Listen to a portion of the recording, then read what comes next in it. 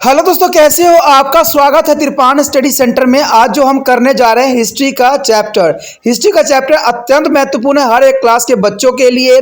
खास तौर पे जो यूपीएससी एग्जाम तैयार करना चाहते हैं तो इस वीडियो का जो है फायदा उठा सकते हैं और ये काफ़ी इंपॉर्टेंट भी उनके लिए रहेगा। चलिए देखते हैं हमारा आज टॉपिक क्या है। मराठों का प्रशासनिक ढांचा किस प्रकार था? तो मराठे का जो है प्रशासनिक ढांचा जानना काफ़ी दिलचस्प रहेगा कि शिवाजी जो है किस प्रकार जो है प्रशासनिक ढांचा तैयार किए थे और किस प्रकार उन्होंने शासन करने के लिए अग्रसर हुए। कहते हैं मराठों का प्रशासनिक ढांचा देखा जाए तो काफ़ी दिलचस्प है और ये जान के आपको बहुत ही रोचक लगेगा कि दक्कन के इतिहास में मराठा शक्ति का उदय एक महत्वपूर्ण घटना थी, क्योंकि मराठा शक्ति का उदय होना एक बहुत ही महत्वपूर्ण घटना मानी जा सकती है। और मराठों की प्रशासनिक व्यवस्था मुगलों और दक्षिणी राज्यों के प्रशासनिक व्यवस्था से बहुत अधिक प्रभावित थी, क्योंकि ये बात बहुत दिलचस्प है कि जो प्रशासनिक व्यवस्था मुगलों और दक्कन राज्यों के प्रशासनिक व्यवस्था से ये काफ़ी प्रभावित थी। जैसे हमारे के राजनीति का आपको पता है कि हमारा कॉन्स्टिट्यूशन भी दूसरे देशों से प्रभावित है, तो उसी तरह से मराठा भी जो था दूसरे मुगलों और दक्षिणी राज्यों के जो है शासन से काफ़ी प्रभावित जो है रूल रेगुलेशन लागू किया। सबसे पहले इसमें आता है केंद्रीय प्रशासन। आखिर केंद्रीय प्रशासन की क्या विशेषता थी? कहते हैं राजा सभी कार्य का जो है कर्णधार था। जैसे राजा तो आपको पता ही है कि सभी कार्य करने सभी चीज़ों का जो है मुख्य हेड होता है, और प्रशासन को 8 विभागों में विभाजित किया गया था। यानी जो प्रशासन था उसको 8 विभिन्न भागों में विभाजित किया गया था, और इसलिए किया गया था कि हर क्षेत्र में जो है काम अच्छे से हो। जिनके मुखिया मंत्री होते थे, यानी उसके अंतर्गत एक मुखिया मंत्री जो होता था वो सारी चीज़ों को कंट्रोल करता था। कभी कभी इन्हें अष्टप्रधान भी कहा जाता था। किसको? मंत्रियों को। किनके मंत्रियों को? मराठे के संबंध यानी शिवाजी के जो होते थे मंत्री, उनको कभी कभी अष्टप्रधान भी कहा जाता था। तो क्वेश्चन कैसे भी हो सकता है, सिर्फ आपको समझना है। कहते हैं ये 8 मंत्री थे। पेशवा यानी वृत्त और सामान्य प्रशासन की देखभाल करते थे। साड़िये नौबत यानी सेनापति। मौजूदार यानी लेखा जोखा रखने वाला। बकाया नवीस यानी गुप्तचर और घरेलू मामलों की देखभाल करता था। सुरुनवीस या चिटरसी शाही पत्राचार का कार्य किया करता था। दावीर विदेशी मामले देखा करता था। न्यायिक और जो है पंडित राव धार्मिक अनुदान संबंधी मामले देखा करते थे। तो ये 8 जो थे बहुत ही महत्वपूर्ण थे, जो कि शिवाजी के साम्राज्य में अपना पद निश्चित किए हुए थे। कहते ये अष्टम प्रधान की रचना शिवाजी द्वारा नहीं की गई थी। इनमें बहुत से अधिकारी जैसे पेशे मजदूरा वकानिस दावे और जो है सुरुविनीस दक्षिण शासकों के समय भी विद्यमान थे। तो इसमें कोई दो राय नहीं है, जैसे कि हमने भी स्टार्टिंग में पढ़ा भी था कि ये प्रभावित थे। तो शिवाजी ने ये दूसरे क्षेत्रों से इन चीज़ों को जो है अपने शासन में व्यवस्था किया था। यानी कहा जा सकता है इस बात को कि अष्टप्रधान की रचना जो थी शिवाजी द्वारा नहीं की गई थी, इससे पहले भी किया जा चुका था। शिवाजी ने सिर्फ इन बातों का अनुसरण किया, यानी अपने शासन में लागू किया, जो कि काफ़ी इंटरेस्टिंग था। कहते पंडित राव और न्यायाधीश को छोड़कर अष्टप्रधान के सभी सदस्यों को सैन्य नेतृत्व करने के लिए कहा जाता था। यानी सिर्फ 2 व्यक्तियों को छोड़ दिया जाता था, पंडित राव और न्यायाधीश। देखिए ये यूपीएससी एग्जाम के अंतर्गत ये क्वेश्चन पूछा जा सकता है कि अष्टप्रधान में जो है सेना के नेतृत्व करने के लिए किन 2 जो है मुख्य को छोड़ दिया जाता था?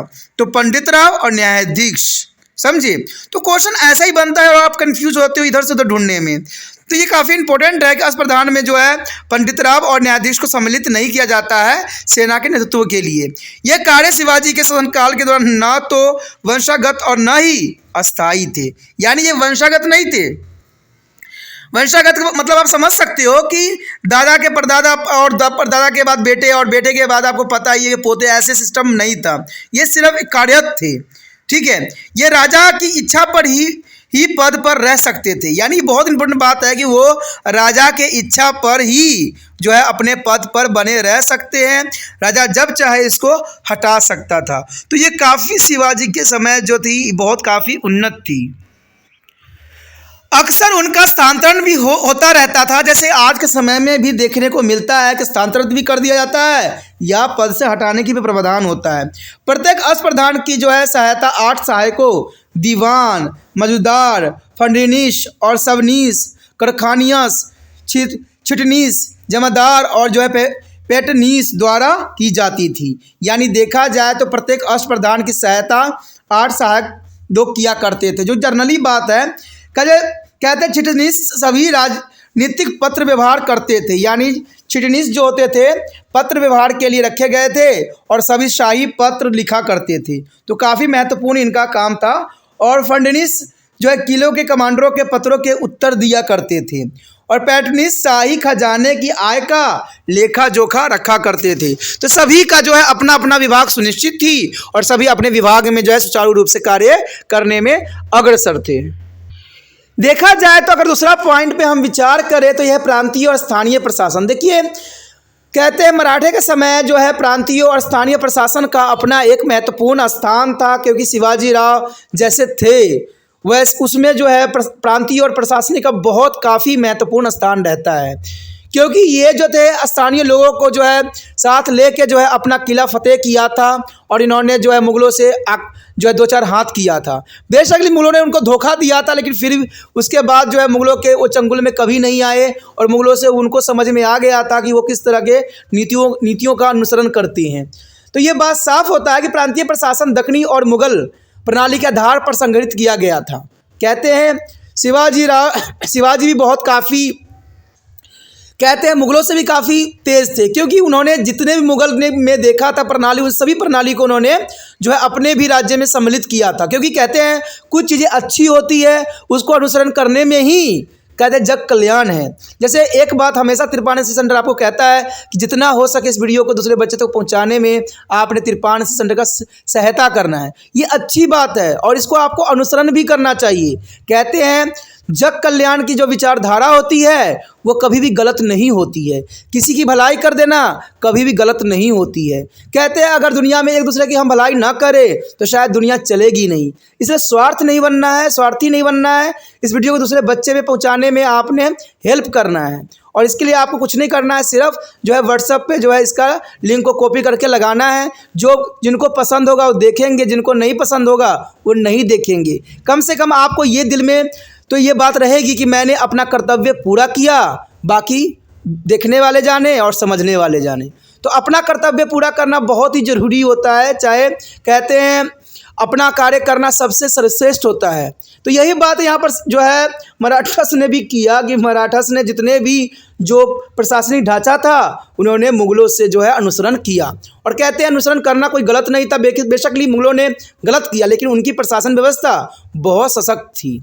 ठीक है, सभी प्रांतीय इकाइयाँ दक्षिणी शासकों के अधीन पहले से ही मौजूद थी और शिवाजी ने उन्हें जो है मान्यता प्रदान भी की और कुछ को दोबारा नामकरण भी किया गया। प्रांतों को प्रांत के रूप में जाना जाता था और प्रांत जो था सूबेदार के अधीन होते थे। ठीक है, यानी जो प्रांत होते थे वो सूबेदारों के अधीन होते थे। एक से अधिक सूबेदारों को जो है सर सूबेदार नियंत्रण करता था। यानी एक से अधिक सूबेदारों को सर सूबेदार नियंत्रण किया करता था तथा वह सूबेदारों के कार्य पर निरीक्षण भी किया करता था। प्रांतों से छोटे ताफस थे जिनका मुखिया हवलदार होता था। यानी मुखिया जो होता था हवलदार होता था। और उसके बाद मुजास अथवा गांव थे जो प्रशासन की सबसे छोटी इकाई मानी जाती थी। देखा जाए तो गांव जो है सब प्रशासन की सबसे छोटी इकाई मानी जाती है, इसमें कोई दो राय नहीं है। गांव के स्तर पर जो है कुलकर्णी खाते लिखता था और व्यवस्थित भी रखता था, जबकि पाटिल के पास न्यायिक और पुलिस शक्तियां हुआ करती थी। तो ये आप समझ सकते हो कि पाटिल के पास न्यायिक और पुलिस शक्तियां होती थी। प्रागणा के स्तर पर जो है देश पांडे खाते को लिखता था। यानी प्रागण स्तर पर जो है देश पांडे खाते को लिखता था और उन्हें व्यवस्थित भी किया करता था, जबकि देशमुख के पास न्यायिक और पुलिस शक्तियां होती थी। तो ये काफ़ी महत्वपूर्ण है।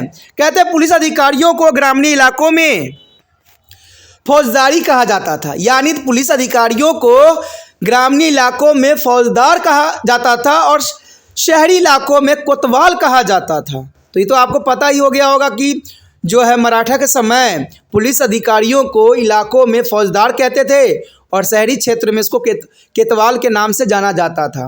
कहते हैं मराठा राजनीतिक में नागरिक और सैन्य पदों का जो है एकीकरण नहीं था। यानी मराठे राजनीतिक में जो है नागरिक और सैन्य पदों का एकीकरण नहीं किया गया था, जो कि बहुत काफ़ी महत्वपूर्ण बात थी। मराठों को के शासनकाल में सम्भ्रात ब्राह्मण वर्ग केंद्रीय नौकरशाही व स्थानीय शासन के कार्यात थे। यानी देखा जाए तो मराठे के शासनकाल में ब्राह्मण और केंद्रीय नौकरशाही का अपना विशेष स्थान था और इसी से स्थानीय प्रशासन की जो है चलाई जाती थी। इस हैसियत से उन्हें जो था कमल विसदार भी कहा जाता था, यानी काम मिसलदार भी कहा जाता था, जिनके पास कर लगाने और उसे एकत्र करने की व्यापक शक्तियाँ दी गई थी।